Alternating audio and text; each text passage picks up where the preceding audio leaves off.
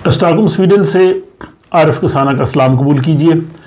आज के व्लॉग में स्वीडन की इमिग्रेशन के हवाले से बहुत अहम मालूमात और स्टैटिस्टिक्स हैं कि पिछले साल कितने लोग जो हैं वो स्वीडन आए और उनका ताल्लुक़ किन किन ममालिक में से था, और दूसरा पिछले साल कुल कितने स्टूडेंट्स जो हैं वो स्वीडन आला तालीम के लिए आए और उनका ताल्लुक़ जो है वो किन ममालिक से था।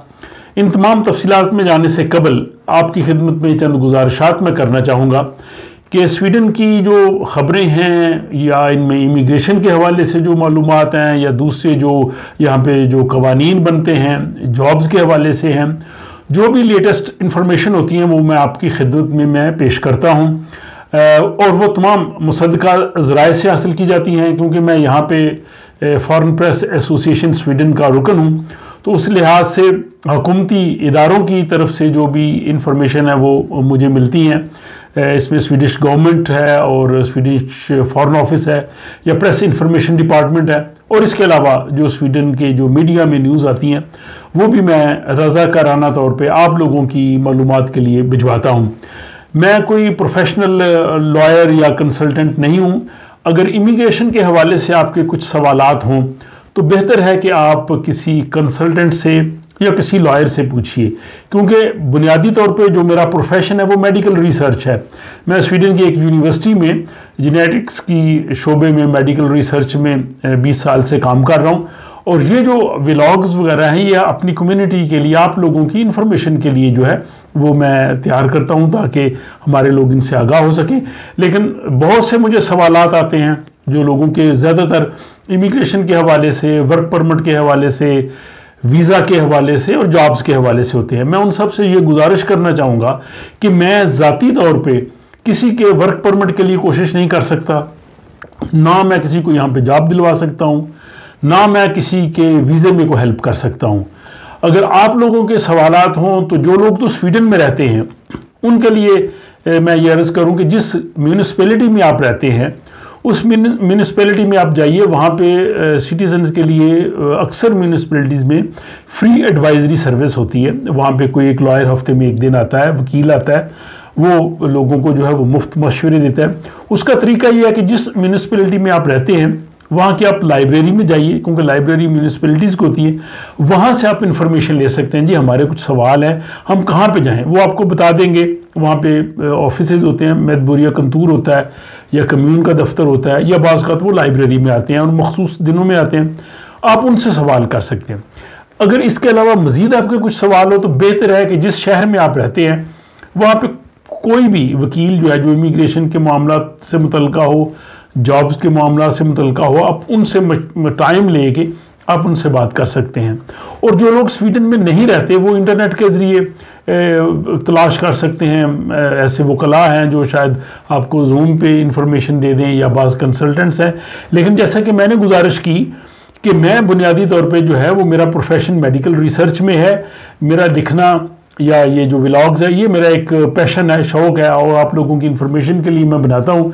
तो इसलिए मैं शायद जो ज़ाती नौइयत के सवालात हैं या आपकी जो क्वेश्चंस होते हैं उसमें शायद मैं आपकी इतनी मदद नहीं कर सकता, और ना ही मेरे पास इतना वक्त है कि मैं एक एक क्वेश्चन के लिए जो है वो कुछ करूं, क्योंकि ज़ाहिर मेरा जो प्रोफेशन है, बाकी घरेलू ज़िम्मेदारियाँ हैं, कुछ मुझे लिखने लिखाने का भी शौक़ है, आप लोग जानते हैं, तो इसलिए मेरे लिए बड़ा मुश्किल होता है। तो ये मैं जनरली आप लोगों से गुजारिश करना चाह रहा था। और दूसरा, आप लोगों का मैं शुक्रिया अदा करता हूँ आपकी मोहब्बत का, आपके कमेंट्स का, आपके तबसरे का और तनकीद का भी। बहुत से लोग तनकीद भी करते हैं, उनका भी शुक्रिया, उससे मुझे रहनुमाई मिलती है। और जो लोग जो है तारीफ़ करते हैं, अप्रिशिएट करते हैं, उनका भी शुक्रिया, इससे हौसला अफजाई होती है। बहरहाल ये बुनियादी जो है वो नौइयत की बातें थी। अब हम चलते हैं जो पिछले साल 2022 में तकरीबन 1 लाख के करीब लोग जो हैं वो स्वीडन आए हैं। अब इनमें जो सबसे बड़ा ग्रोह है जो वो लोग हैं जो स्वीडन के ही रहने वाले थे, स्वीडन से वो चले गए बाहर और बाद में वो दोबारा जो है वो स्वीडन आए। तो ये सबसे बड़ा जो ग्रोह है वो उन लोगों का है। ये तकरीबन 9,870 के करीब वो लोग हैं जो स्वीडन से चले गए थे, लेकिन पिछले साल 2022 में दोबारा जो है वो स्वीडन में आए। दूसरे नंबर पे स्वीडन आने वाले जो सबसे ज़्यादा लोग हैं उनका ताल्लुक जो है वो भारत से है, और उनकी तादाद 8009 है। तीसरा बड़ा जो ग्रोह है उनका ताल्लुक पोलैंड से है और वो है 4677। चौथे नंबर पे जर्मनी से लोग जो हैं वो स्वीडन आए, वो हैं 4533, यानी 4533 लोग जो है वो जर्मनी से। पांचवें नंबर पे शाम के लोग हैं जो कि 3900 की तादाद में स्वीडन आए। और गुज़श्ता साल 2022 में छठे नंबर पे जो है वो पाकिस्तान है। पाकिस्तान से 3398 लोग जो हैं वो स्वीडन आए, यानी पाकिस्तानी नेशनल्स। ये पाकिस्तान से बराह रास्त भी हो सकते हैं या जो दूसरे यूरोपीय मुल्कों से जिनके पास पाकिस्तान की नेशनैलिटी है तो वो उसी में जो है वो शुमार किए जाएंगे। और सातवें नंबर पर ईरान है जिनके 2979 लोग आए। आठवें नंबर पर अफगानिस्तान है जिनके 2732 लोग जो है वो आए। और नवें नंबर पे तुर्की है जिनके 2595 लोग आए। और इसके अलावा रोमानिया है जिनके 2281 लोग आए। तो ये टॉप 10 कंट्रीज़ हैं जिनके लोग जो हैं वो पिछले साल स्वीडन आए और ये तकरीबन कुल तादाद 1 लाख के करीब बनती है। इसके अलावा यूक्रेन से तकरीबन 50,000 के करीब जो है वो लोग आए और उनको आर्जी तौर पे जो है वो काउंट किया गया है, वो इस 1 लाख में शामिल नहीं है। इस 1 लाख में वो लोग शामिल हैं जो 1 साल से ज़्यादा अरसे के लिए यहाँ पे स्वीडन में रजिस्टर्ड हैं या वो रह रहे हैं। अब ये एक काफ़ी बड़ी तादाद है जिसने स्वीडन की आबादी में भी एक तरह से काफ़ी कंट्रीब्यूट किया। अदरवाइज स्वीडन की आबादी जो है गुज़श्ता 17 सालों में सबसे कम जो है वो शरह पैदाइश पे आ गई है, यानी यहाँ पे बच्चे जो हैं वो बहुत कम पैदा हो रहे हैं। तो पिछले साल जो स्वीडन में बच्चे पैदा हुए वो 1,04,734 है। तो ये शरह पैदाइश जो है वो पिछले सालों की निस्बत जो है वो काफ़ी कम है। तो ये 1 लाख लोग हैं जो पिछले साल स्वीडन आए। अब हम स्टूडेंट्स की बात करते हैं।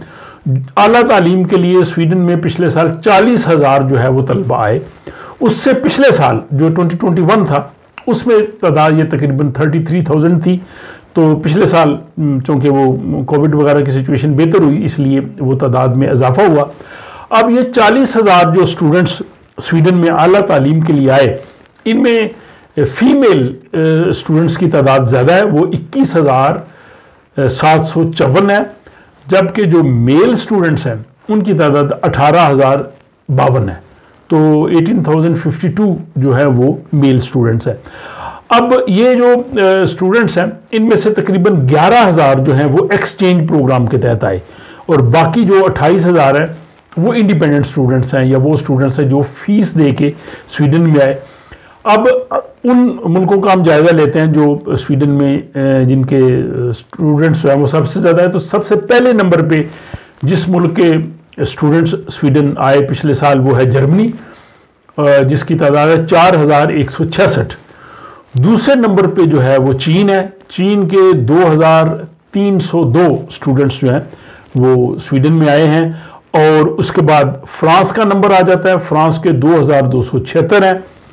और चौथे नंबर पे जो है वो भारत है, इंडिया से 2,125 2125 स्टूडेंट्स जो है वो स्वीडन में आए हैं।